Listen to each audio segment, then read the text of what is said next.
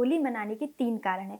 पहला कारण यह माना जाता है कि प्रहलाद जी भगवान के बहुत बड़े भक्त थे। हिरण्यकश्यप उनके पिता थे। हिरण्यकश्यप ने भगवान ब्रह्मा की तपस्या की और तपस्या इतनी कठिन की थी कि ब्रह्मा जी को आना ही पड़ा। और ब्रह्मा जी जैसे ही आए तो ब्रह्मा जी ने पूछा कि पुत्र तुम्हें क्या चाहिए, मैं तुम्हारी भक्ति से प्रसन्न हूँ। तो हिरण्यकश्यप ने कहा कि मुझे आपसे वरदान चाहिए, मुझे अमरता का वरदान चाहिए। तो ब्रह्मा जी ने कहा कि ये वरदान मैं किसी को नहीं दे सकता, मेरे पास यह आज्ञा नहीं है कि मैं किसी को अमरता का वरदान दे दूं, तुम मुझसे कुछ और मांग लो। तो हिरण्यकश्यप ने अपना दिमाग लगाया और हिरण्यकश्यप ने ब्रह्मा जी से कहा कि मुझे ऐसा वरदान दो कि मुझे ना तो कोई दिन में मार सके, ना ही कोई रात में मार सके, ना ही कोई घर के अंदर मार सके, ना ही कोई घर के बाहर मार सके, ना ही कोई अस्त्र से मार सके, ना ही कोई शस्त्र से मार सके, ना ही कोई पशु मार सके, ना ही कोई मनुष्य मार सके, मुझे ऐसा वरदान दीजिए। ब्रह्मा जी कहते हैं तथास्तु। उसके बाद में हिरण्यकश्यप सोचता है कि अब तो मैं अमर हो गया, अब तो मेरा कोई नुकसान कुछ भी नहीं कर सकता, यहाँ तक कि भगवान मेरा कुछ भी नहीं बिगाड़ सकते, अब तो मैं अमर हो गया हूँ। और उसने पूरे जितने भी लोग थे ना उन सबसे ये कहा कि तब तुम मेरी पूजा करो। क्यों? क्योंकि मैं ही अब अमर हो गया हूँ, मैं तुम्हारा राजा हूँ, अब तुम मेरी पूजा करो और कोई भी यहाँ पर विष्णु का नाम नहीं लेगा, आज से मैं तुम्हारा भगवान हूँ। और जितने भी लोग रहते थे ना वहाँ पर सभी हिरण्यकश्यप का ही नाम जप करते थे, क्योंकि उन्होंने किसी और की पूजा किसी को करने ही नहीं दी थी। लेकिन चमत्कार की बात देखिए आप, उन्हीं के कुल में उन्हीं का पुत्र प्रहलाद हुआ, जो उनका नाम जप नहीं करता था, उनकी भक्ति नहीं करता था, वो परम पिता ब्रह्मा भगवान विष्णु की पूजा करता था। और जब हिरण्यकश्यप ने उससे कहा कि बेटा तुम मेरी पूजा करा करो, मैं ही भगवान हूँ, तभी प्रहलाद कहते हैं कि पिताजी आप भगवान नहीं है। अरे भगवान तो वो होते हैं जो सभी की लाज रखते हैं, अरे भगवान तो वो होते हैं जो सभी की लाज रखते हैं, वो तो कण कण में है, आप कहाँ हो कण कण में मुझे तो उन्हीं से प्रेम है और आप भी उन्हीं का नाम लीजिए, ओम नमो भगवते वासुदेवाय नम कीजिए, आपको भी वे कण कण में दिखाई देंगे जैसे कि मुझे दिखाई देते हैं। तभी हिरण्यकश्यप को बहुत ही गुस्सा आता है और वह कहता है सभी अपने सिपाहियों को बुलाकर कि इसे बड़ा से बड़ा दंड दिया जाए, इसे तब तक मारा पीटा जाए तब तक ये ना कह दे कि मैं विष्णु का नाम नहीं लूंगा। तभी सिपाही उसे कारागार में बंद कर देते हैं प्रहलाद जी को और उसे काफी मारते हैं पीटते हैं, लेकिन वह नहीं समझता है। उसके बाद में सभी सिपाहियों को लगता है कि अगर इसे ज्यादा चोट पहुंच गई, ये राजा का बेटा है, तो फिर राजा हमें मार डालेगा, तो हमसे ज्यादा चोट नहीं पहुंचाते। और वे राजा के पास आकर कहते हैं कि यह तो एक चमत्कारी बच्चा है, इसे कुछ हो ही नहीं रहा है, इसका हमारे जो हम दंड दे रहे हैं ना इसको कोई असर ही नहीं पड़ रहा है। हिरण्यकश्यप कहता है कि इसे कारागार में बंद कर दिया जाए और चारों तरफ सर्प छोड़ दिया जाए। कहते हैं कि प्रहलाद जी को कारागार में बंद कर दिया जाता है और उसमें सर्प छोड़ दिए जाते हैं। देखो भगवान की कृपा, वो सर्प प्रहलाद जी को डसते नहीं है, बल्कि प्रहलाद जी की रक्षा करने के लिए चारों तरफ प्रहलाद जी के घेरा बना करके बैठ जाते हैं। यह भगवान विष्णु की कृपा, वो अपने भक्त पर ऐसी कृपा करते हैं, जब वो अपने भक्त की लाज रखते हैं ना तो वो मर्यादा भी भूल जाते हैं, सब कुछ भूल जाते हैं जब अपने भक्त की रक्षा करने पर आते हैं, तो ऐसी रक्षा करते हैं। जैसे ही सभी सिपाही जाकर के हिरण्यकश्यप से कहते हैं कि हे राजा, सर्पों ने भी उस प्रहलाद को नहीं खाया, वो तो बल्कि घेरा बना करके बैठ गए हैं। तभी हिरण्यकश्यप चिंतित हो गया था कि ऐसे इसकी मृत्यु कैसे होगी, ये तो मानेगा नहीं। तभी जो है हिरण्यकश्यप की बहन होलिका आई और होलिका ने कहा कि भाई आप क्यों चिंता लेते हो, मेरे होते हुए मुझे एक ऐसा वरदान प्राप्त है कि मैं आग में जलती नहीं हूँ, एक दुपट्टा ओढ़ करके बैठ जाती हूँ। तो ऐसी एक दुपट्टा मेरे पास है, ऐसा एक दुपट्टा मेरे पास है जिसे मैं ओढ़ करके बैठ जाऊंगी और प्रहलाद को लेकर के बैठ जाऊंगी, प्रहलाद जल जाएगा और मैं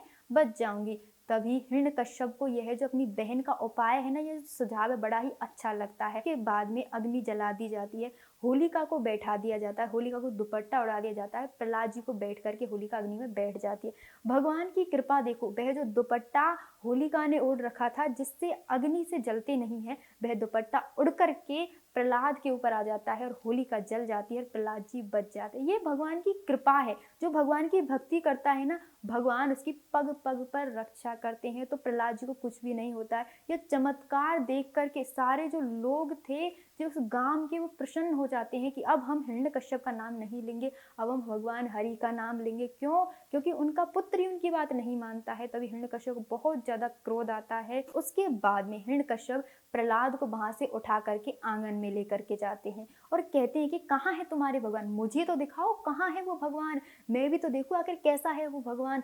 तभी प्रहलाद जी कहते हैं कि मेरे भगवान तो कण कण में आपको दिख ही नहीं सकते। क्यों? क्योंकि आपके अंदर भक्ति नहीं है, वो तो कण कण में विख्यात है, आप देख नहीं सकते। आप ओम नमो भगवते मंत्र का जाप कीजिए, आपको जरूर दिखेंगे। सच्ची प्रेमा भक्ति कीजिए, आपको जरूर दिखेंगे। लेकिन हिरण्यकश्यप कहते हैं कि मुझे दिखाओ से कहाँ, इस खम्भे में भी तुम्हारे भगवान है क्या?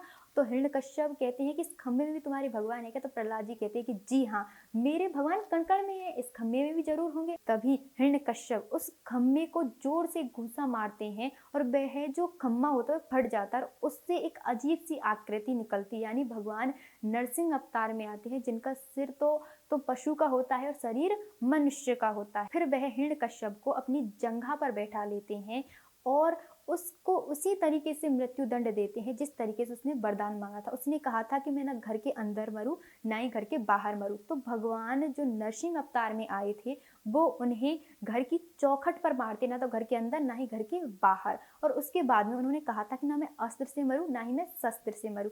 तो भगवान जो नरसिंह रूप में आए थे उन्होंने उनको अपने नाखूने से चीरा था। उन्होंने कहा था कि मैं ना नर से मरूं ना पशु से मरूं। तो भगवान जो विष्णु भगवान है जो नरसिंह अवतार में आए थे तो आधे मनुष्य थे आधे पशु थे, ना वो मनुष्य थे पूरे ना ही वो पशु थे पूरे। तो यह भी उनकी लाज रह गई, यह भी उनकी बात रह गई। उन्होंने एक बात यह भी कही थी ना मैं दिन में मरूं ना रात में मरूं। तो जब हिरण्यकश्यप को मारा था भगवान नरसिंह ने तो ना तो दिन थी ना ही रात थी, उस समय गोधूली बेला थी, संध्या का समय। यह जो कथा है ना इसका यह सार है कि जो व्यक्ति भक्ति करता है, भगवान का नाम जप करता है ना, अगर वह गलत भावना से भगवान का नाम जप कर रहा है, भगवान की भक्ति कर रहा है और फिर वह भगवान से कुछ मांगना चाहता है गलत धारणा से, लोगों को नुकसान पहुंचाने, जैसे कि हिरण्यकश्यप ने ब्रह्मा जी को खुश करने के लिए भक्ति तो की थी, तपस्या तो की थी, लेकिन उसका उद्देश्य गलत था। उसका उद्देश्य था कि वो अमर होना चाहता था, इस पूरे संसार पर राज करना चाहता था, देवताओं को भी अपने अंडर में रखना चाहता, देवताओं को भी नीचा दिखाना चाहता था, सब वह खुद ही देवता बनना चाहता था। अगर कोई इंसान इस भाव से भक्ति करता है कि वह ही देवता बनना चाहता है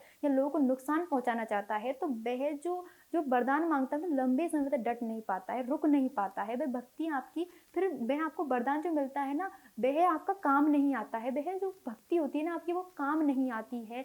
अगर आप भक्ति करते हैं तो आप निस्वार्थ भाव से कीजिए, और करते भी है तो इस उद्देश्य कीजिए कि आपको चाहिए, लेकिन ऐसा चाहिए जिससे लोगों का भला हो, ऐसा नहीं कि लोगों को नुकसान पहुंचाने के लिए आप भगवान से कुछ मांग रहे हो, तो वह कभी भी सफल नहीं होता, जैसे कि हिरण्यकश्यप का सफल नहीं हुआ था। इसी वजह से होली मनाई जाती है। क्यों? क्योंकि होलिका जो है भगवान प्रहलाद जी को अग्नि में लेकर के बैठ गई थी। क्यों? क्योंकि उसे पता था कि उसकी मृत्यु नहीं होगी, लेकिन भगवान की कृपा से, देखिए भगवान की कृपा से प्रहलाद जी बच जाते हैं और होलिका जल जाती है। क्यों? क्योंकि वो भगवान की भक्ति करते हैं। इससे पता चलता है कि जो भगवान की भक्ति करते हैं, जो सच्ची प्रेमा भक्ति रखते हैं भगवान प्रति, भगवान उनकी लाज रखते हैं। दूसरा कारण यह माना जाता है होली मनाने का। द्वापर युग में जब भगवान श्री कृष्ण आए थे तो माता यशोदा ने उनसे कहा था कि कन्हैया तुम राधा रानी को रंग लगाओ, और भगवान श्री कृष्ण ने राधा रानी को रंग लगाया। और भगवान श्री कृष्ण ने राधा रानी को रंग इस भाव से लगाया था ताकि उनका रंग उनके जैसा हो जाए, वो भी काली हो जाए, उनके ऐसे सावली हो जाए, लेकिन ऐसा नहीं हुआ।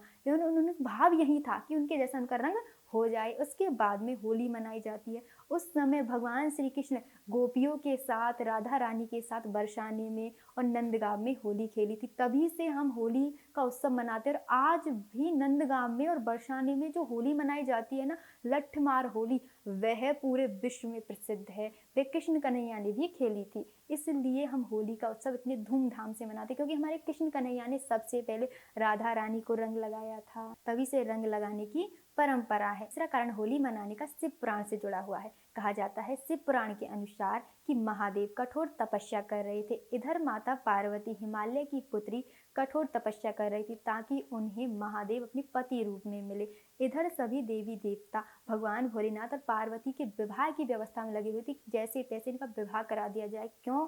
क्योंकि उन्हें पता था कि उन्हें एक पुत्र की आवश्यकता, और शादी अगर महादेव और पार्वती की नहीं होगी तो पुत्र कहाँ से होगा? क्योंकि ताड़कासुर ने सभी देवी देवताओं को बहुत ही परेशान कर रखा था, और ताड़कासुर ने देवताओं से यह वरदान ले रखा था कि उनकी जो मृत्यु है ना, वह महादेव और पार्वती के पुत्र से ही होगी। अब महादेव पार्वती का पुत्र तो तब होगा ना जब उनकी शादी होगी, क्योंकि वो तो हमेशा भक्ति में लगे रहते हैं, राम जी का नाम लेने में लगे रहते हैं, हमेशा तपस्या में लगे रहते हैं।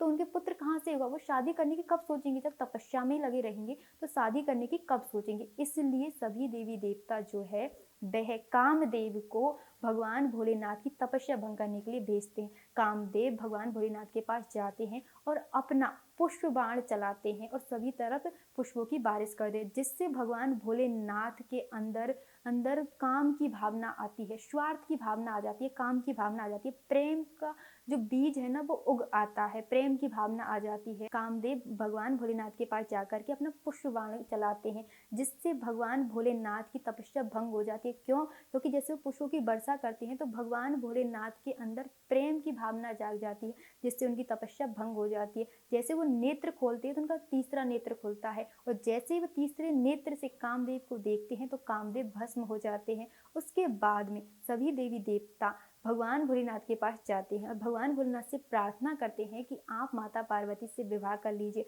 और भगवान भोलेनाथ माता पार्वती के विवाह का प्रस्ताव स्वीकार कर लेते हैं। और फिर कामदेव की पत्नी रति महादेव के पास जाती है और वह प्रार्थना करती है कि हमारा उद्देश्य गलत नहीं था, हमारा उद्देश्य आपका विवाह कराने के लिए था, क्योंकि ताड़कासुर ने हमें बहुत परेशान कर रखा है, इसमें मेरे पति की कोई गलती नहीं है, आप मेरे पति को पुनर्जीवित कर दीजिए। तभी महादेव ने खुश होकर के कामदेव को पुनर्जीवित कर दिया था। तभी से यह जो होली है एक उत्सव के रूप में मनाई जाती है, क्योंकि उस समय सभी देवी देवता खुश हो गए थे, क्योंकि महादेव पार्वती से विवाह करने के लिए तैयार हो गए थे। तभी सभी देवी देवताओं ने इस दिन को, फाल्गुनी पूर्णिमा के दिन को, बड़े ही खुशी और उत्सव के रूप में मनाया था। तभी से हम होली मनाते हैं और तभी से हम होली को एक उत्सव के रूप में मनाते हैं।